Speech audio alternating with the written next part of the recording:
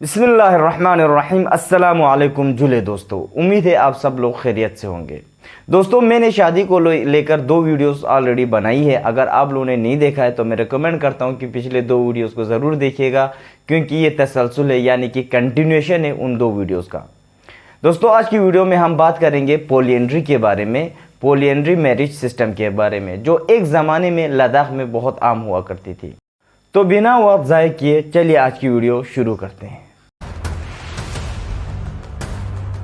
दोस्तों, अगर हम पॉलीएंड्री के डेफिनेशन को देखें तो इसका मतलब होता है कि एक लड़की का अलग अलग मर्दों के साथ शादी होना। और अगर हम लद्दाख में इस टाइप के पॉलीएंड्रस मैरिज को देखें तो इसको एडेल्फिक या फेटर्नल पॉलीएंड्री कहते हैं, क्योंकि इस टाइप के मैरिज में एक लड़की पॉलीगेमी की तरह, जिस तरह से पॉलीगेमी में एक लड़का अलग अलग ख़ानदान के अलग अलग घराने के लड़कियों से शादी करता है, यहाँ पर एक लड़की एक ही घराने के मर्दों से शादी करता है, यानी कि भाइयों से शादी करता है। वो 2 भी हो सकते हैं, 3 भी हो सकते हैं, और मुख्तलिफ अवकात में 4 से 5 भी हो सकते हैं।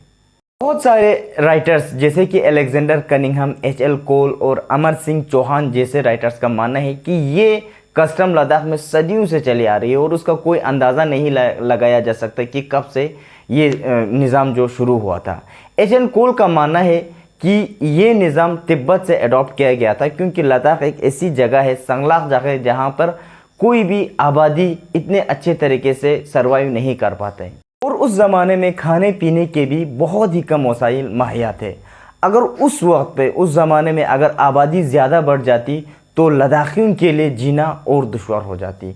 इसीलिए लद्दाखियों ने इस कस्टम को अपना लिया। दोस्तों, अगर हम पॉलीएंड्रस मैरिज के फैमिली स्ट्रक्चर की बात करें तो घर के सबसे बड़े भाई को ख़ानदान का वारिस समझा जाता था, और उनके छोटे भाई को कोई भी उनके ख़ानदान के जायदाद पर, माल पर, ज़मीन पर कोई भी हक़ नहीं होता था।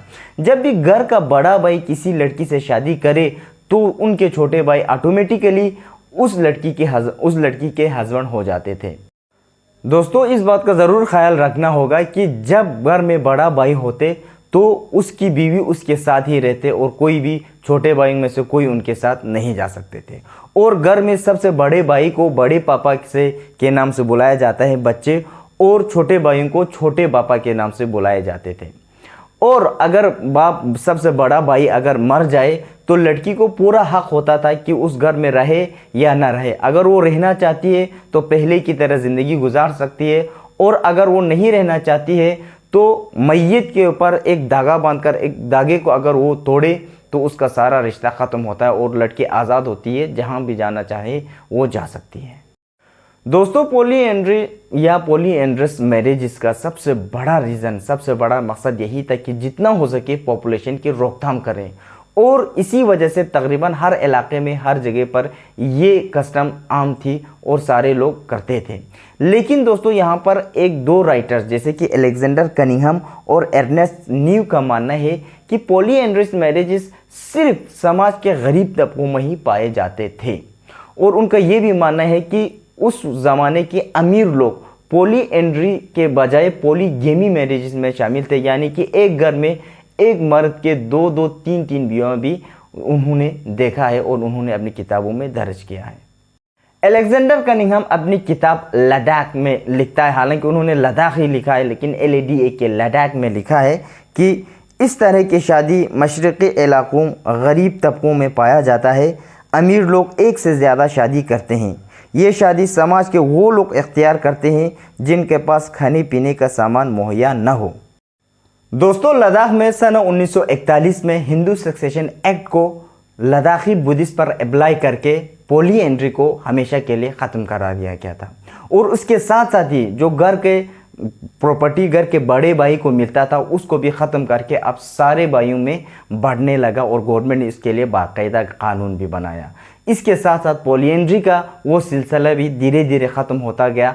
अब लद्दाख में बहुत मुश्किल से यक्का दुक्का पॉलीएंड्रस मैरिजेस के एग्जाम्पल देखने को मिलते हैं। लेकिन लद्दाख के साथ साथ दूसरे देश जैसे कि दूसरे स्टेट जैसे कि हिमाचल के किन्नौर साइड्स में, लाहौल में, स्पीति में अभी भी कुछ एग्जाम्पल्स अभी भी वहाँ पे पाए जाते हैं। और लद्दाख में भी यक्का दुक्का अभी भी अगर हम जाके देखें दूर दराज इलाकों में, दूर दराज गाँव में अभी भी पाए जाते हैं। अगर आप पॉलीएंड्री के बारे में, पॉलीएंड्री इन लद्दाख में पॉलीएंड्री के बारे में अगर आप जानना चाहते हैं और ज़्यादा जानना चाहते हैं तो मैं एक आर्टिकल आपको रिकमेंड करता हूं।